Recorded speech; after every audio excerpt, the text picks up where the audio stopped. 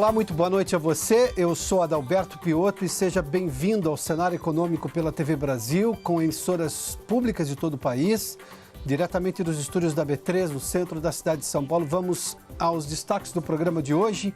Vamos aos destaques, está aqui, ó. A Lava Jato decretou a prisão do ex-presidente Michel Temer. Ele já se encontra na Polícia Federal do Rio de Janeiro, porque foi exatamente o juiz Marcelo Bretas do Rio que determinou a prisão. Adiada a indicação do relator da reforma da Previdência. Este fato, sim, não o primeiro, tem a ver com o mau humor hoje do mercado financeiro, sobretudo da Bolsa de Valores, em relação aos trâmites da reforma da Previdência, porque nós estamos falando de um atraso. A indicação do relator poderia antecipar boa parte dos procedimentos na Câmara. O Ibovespa teve queda e dólar em alta justamente por essa razão, sobretudo por essa razão. A arrecadação federal teve recorde agora no mês de fevereiro. Foi o melhor mês de fevereiro em arrecadação federal desde 1995. A gente fala disso tudo, foi divulgado hoje pela Secretaria de Receita Federal. E no estúdio eu converso com o economista Eduardo Velho sobre esse momento, sobretudo do mercado, hoje em relação à reforma da Previdência e o que é possível prever daqui por diante. O cenário econômico está no ar.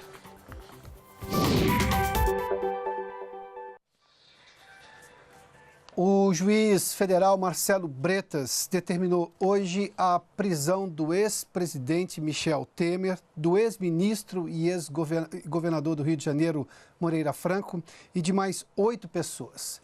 A decisão foi a pedido da Força Tarefa da Lava Jato, no Rio de Janeiro.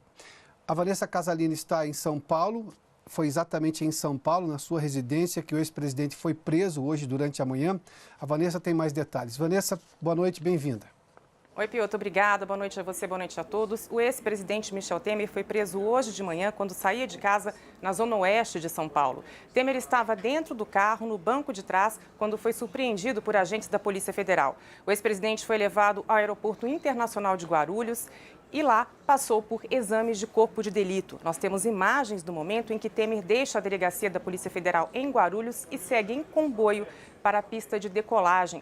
Ele foi levado para o Rio de Janeiro pouco depois de 4 da tarde. A prisão é preventiva, pode durar todo o processo e foi autorizada pelo juiz federal Marcelo Bretas, como você disse, do Rio de Janeiro, a pedido do Ministério Público Federal. A prisão foi baseada em uma delação premiada do empresário José Antunes Sobrinho, dono da Engevix, subcontratada para obras na usina Angra 3. A Polícia Federal, o empresário disse que pagou R$1 milhão em propina com o conhecimento do ex-presidente Michel Temer e do ex-ministro Moreira Franco e a pedido do coronel João Batista Lima Filho, amigo de Temer.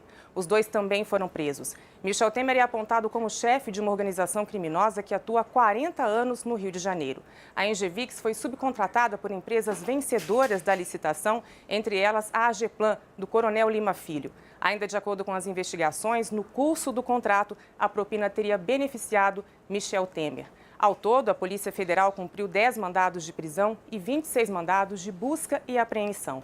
Entre os endereços, a casa do ex-presidente. Para disfarçar a propina, uma reforma teria sido feita na casa de uma das filhas de Temer, Maristela. Em nota, a defesa do ex-presidente Michel Temer afirma que a prisão constitui um dos mais graves atentados ao Estado democrático e de direito. A defesa de Moreira Franco disse que a prisão não se justifica, porque o ex-ministro esteve à disposição nas investigações. Os advogados do coronel Lima Filho não se manifestaram. Piotto.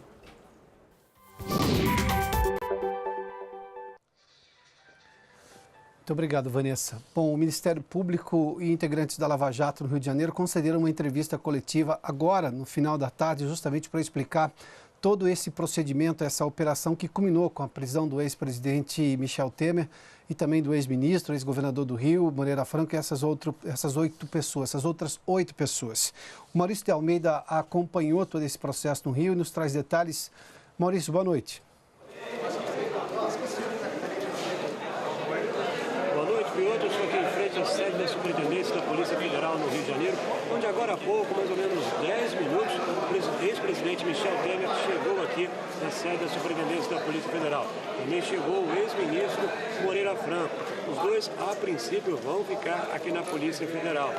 Segundo o superintendente da Polícia Federal, Michel Temer não vai ser interrogado hoje. Provavelmente, ele deve ficar numa cela semelhante a que está o ex-presidente Lula em Curitiba, que está preso na sede da Superintendência da Polícia Federal no Paraná. Michel Temer, como ex-presidente, também tem direito a uma sala de Estado-Maior com banheiro privativo. A princípio, hoje ele segue direto para esta cela, a sala de Estado-Maior, onde vai ficar preso e não presta nenhum depoimento. Os depoimentos começariam apenas amanhã. Durante a entrevista coletiva que reuniu policiais federais e procuradores da República aqui na sede da Superintendência da Polícia Federal no Rio de Janeiro, foi informado que essa investigação começou com uma delação premiada da Operação Lava Jato, uma delação onde o empresário revelava pagamento de propinas para eletronuclear durante a construção da usina de Angra 3, usina, inclusive, que ainda não foi concluída. Devido a essa denúncia da delação premiada, como o caso não estava relacionado com a Petrobras, houve um desmembramento e foi encaminhado aqui para o Rio de Janeiro, por conta da usina de Angra 3 ficar no estado do Rio de Janeiro. O Ministério Público começou a investigar e descobriu uma série de pagamentos de propinas lá para a empresa eletronuclear. E, segundo a investigação do Ministério Público, o ex-presidente Michel Temer indicou o antigo presidente da eletronuclear para justamente fazer essa cobrança de propina. O dinheiro, segundo o Ministério Público, era entregue para a eletronuclear e depois repassado para o Coronel Lima, que é apontado como operador financeiro do esquema do ex-presidente Michel Temer.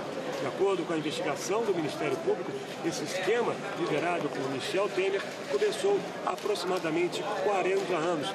E nesse período, o grupo ligado ao ex-presidente da República já teria desviado 1 bilhão e 800 milhões de reais de recursos dos cofres públicos. São recursos que eram destinados para contratos superfaturados e as empresas que venciam as licitações, ganhavam os contratos superfaturados, repassavam parte da propina para o grupo do ex-presidente Michel Temer. A defesa do ex-presidente Michel Temer já recorreu à segunda instância da Justiça Federal aqui no Rio de Janeiro. Caberá ao desembargador da Justiça Federal decidir se Temer vai continuar ou não preso. A defesa de Moreira Franco também já entrou com esse recurso. Caso o processo seja encaminhado para o Supremo Tribunal Federal, de acordo com a Procuradoria Regional da República, provavelmente o caso vai ficar com o ministro Edson Fachin. Piotr.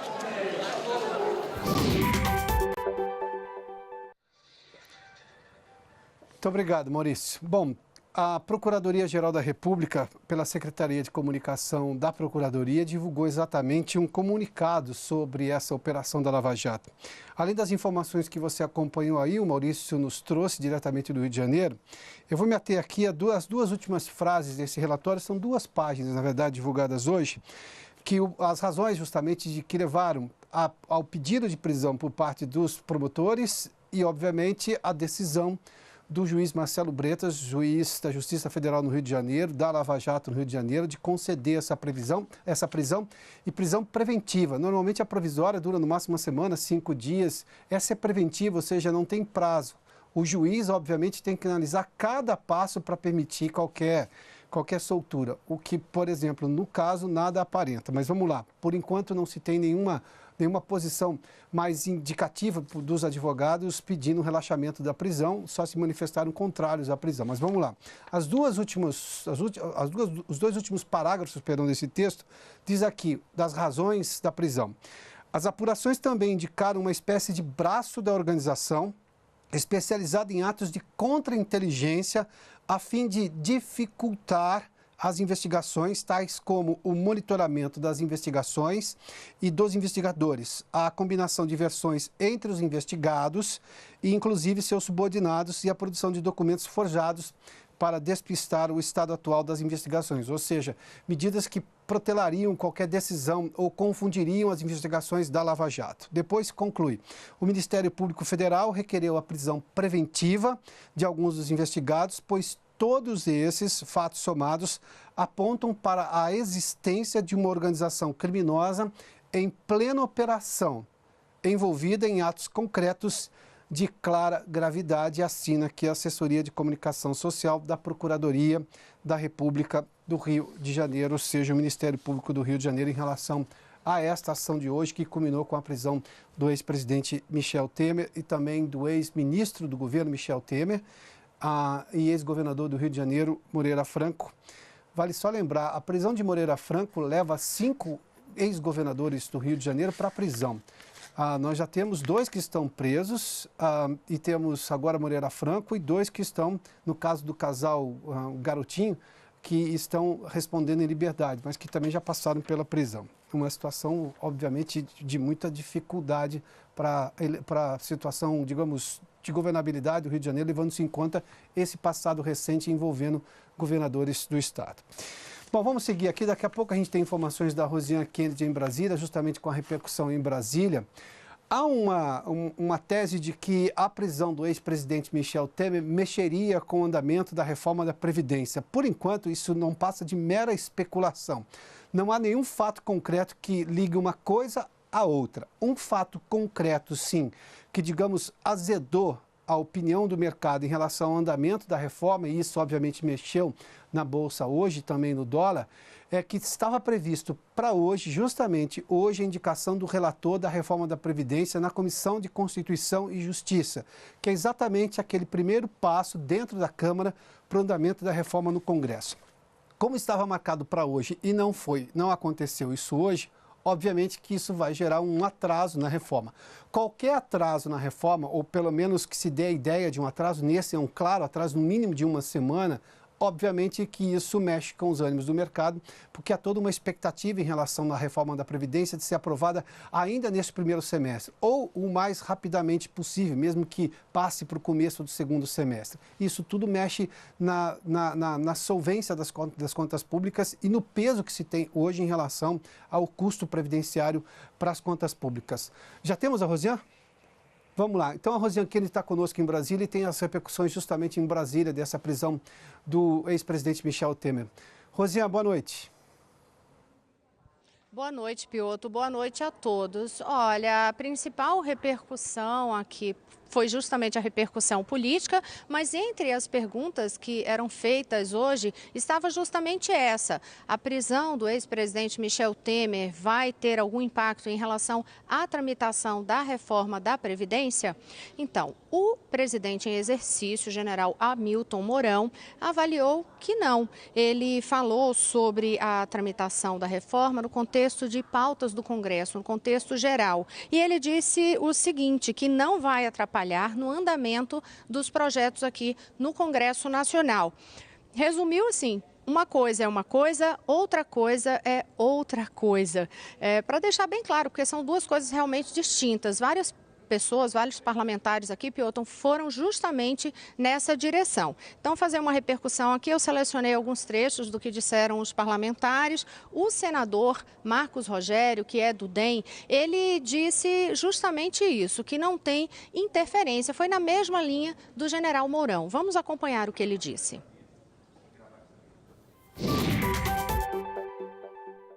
Qual a avaliação que o senhor faz sobre essas prisões hoje em relação ao trâmite da reforma da Previdência aqui no Congresso? Pode ter algum impacto? Bom, primeiro, quanto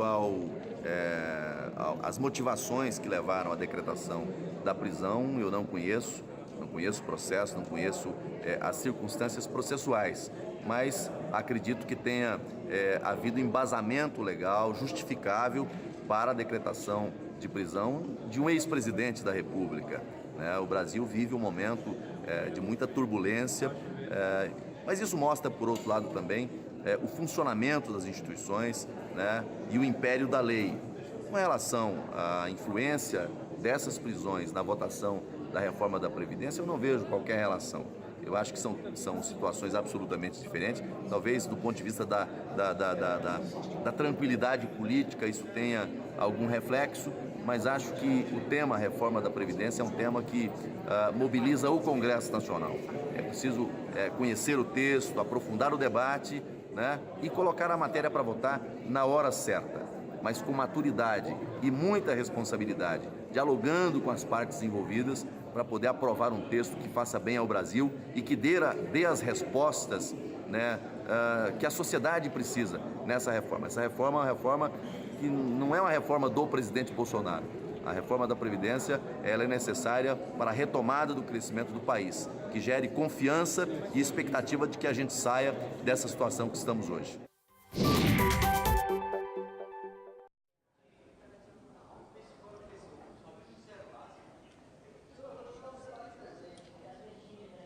Piotr, a gente teve aí provavelmente um delay, né, um intervalo para eu voltar a falar. Eu estou novamente aqui sem retorno, mas vamos dar continuidade. Então, eu peço desculpa aí ao nosso telespectador, mas eu vou dar continuidade aqui às informações. Olha, para o líder do PPS na Câmara dos Deputados, Daniel Coelho, não há também interferência em relação à votação da reforma da Previdência. E aí ele disse assim, a observação que ele fez. Para ele, a principal posição em relação ao trâmite dessa reforma é a articulação do governo. Ele observou que as reformas dependem disso, dessa articulação do presidente Jair Bolsonaro e da forma como isso vai se concretizar. Da oposição, o deputado Ivan Valente, que é do PSOL, ele falou que inicialmente pode até haver um efeito de agilizar a reforma, porque ele falou que seria um efeito de dar um ânimo para a base governista, de que a Lava Jato está funcionando de fato e que aí essa base estaria mais estimulada. Mas ele acredita que haverá um efeito bumerangue e que depois isso pode ter impacto no trânsito por causa do ambiente político que fica impactado e que isso poderia retardar a reforma da Previdência. E aí, em relação ao que você falou, inclusive na abertura do programa, um fato em relação a esse trânsito da reforma é a questão do cronograma. Ontem a gente falou aqui no cenário econômico que o presidente da CCJ, o deputado Felipe Francischini, indicaria até hoje, apresentaria o nome do relator da PEC da Previdência na CCJ, mas hoje ele disse que após reunião com líderes, ficou decidido que o nome só será apresentado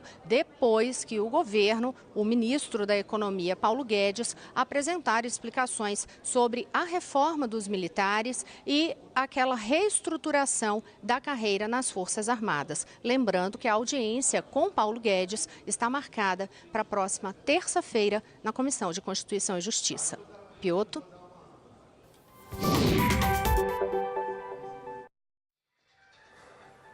Muito obrigado. A Rosiane Kennedy nos trouxe, portanto, essa visão que você tem no Congresso dos fatos de hoje, inclusive em relação ao projeto de reforma do que está sendo chamado de Previdência dos Militares, mas é do Sistema de Proteção Social dos Militares, esse é o nome, tanto que não é uma previdência que não passa pela votação pela maioria qualificada dentro da Câmara e do Senado, é uma lei ordinária, ou seja, uma maioria simples muda qualquer regulamentação que já exista.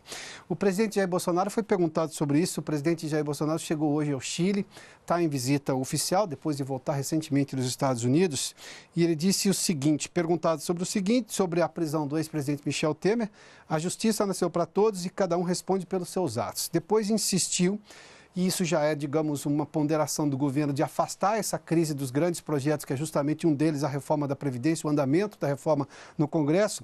O presidente disse que o motivo da prisão são os acordos políticos em nome da governabilidade, coisa que ele criticou durante a campanha e disse o seguinte, a governabilidade você não faz com esse tipo de acordo. Você faz indicando pessoas sérias e competentes para integrar o seu governo. É assim que eu fiz no meu governo, sem acordo político, respeitando a Câmara e o Senado brasileiros.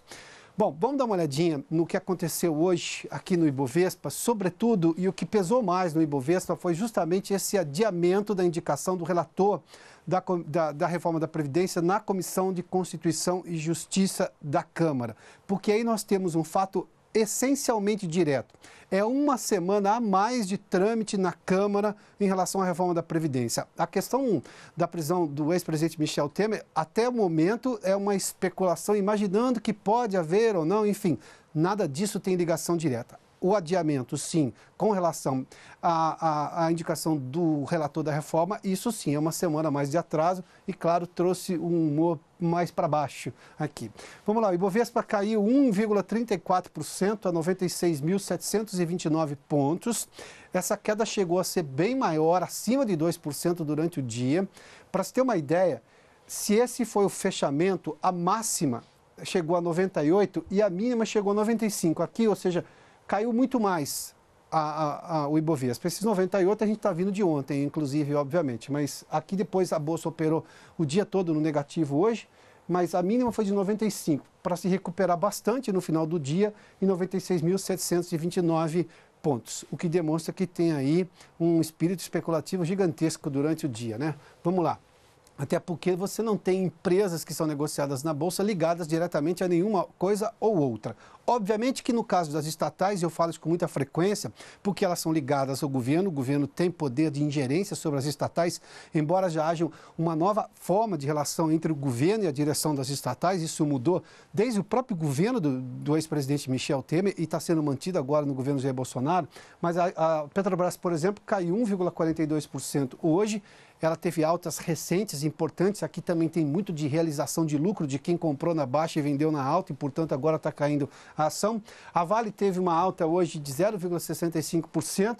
Banco do Brasil, Bradesco e Itaú, ou seja, o peso pesado do Ibovespa, todos tiveram queda aqui os bancos. 2,10 no caso do Banco do Brasil, Bradesco 2,20 e o Itaú a 1,76% de queda.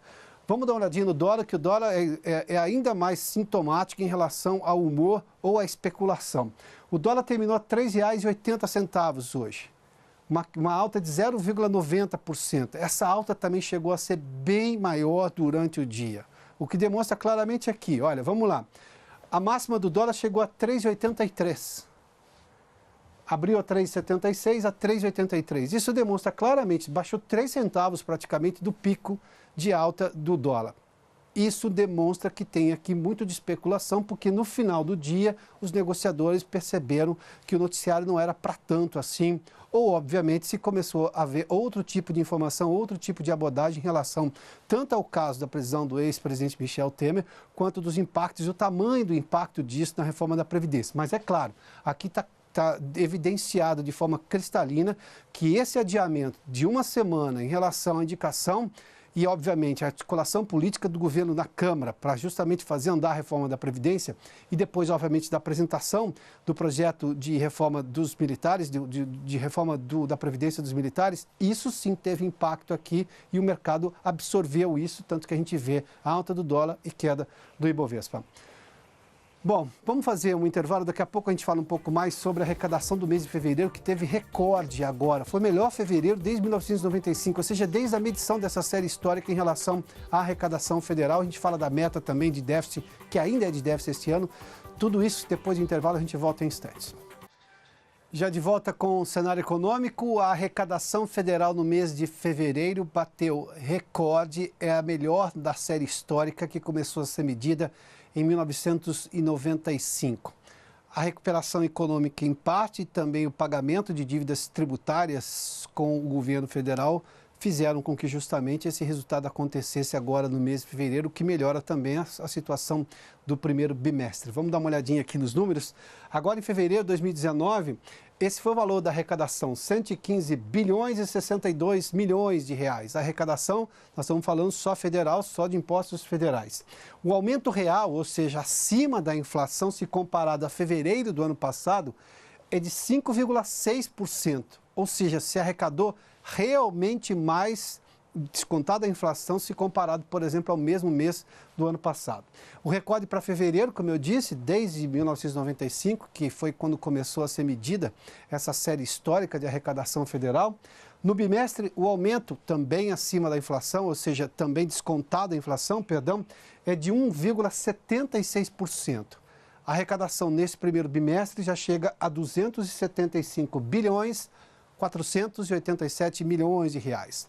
A Secretaria de Receita Federal, que divulgou esses números hoje, diz que as razões para se ter esse número esplêndido até em fevereiro foram a recuperação da atividade econômica, ou seja, as empresas estão arrecadando mais porque estão vendendo mais, e isso obviamente gera mais impostos, recebimento de dívidas tributárias, ou seja, a cobrança que o governo faz sobre empresas que estão devendo. Aliás, o governo vai intensificar isso também, já anunciou a equipe econômica.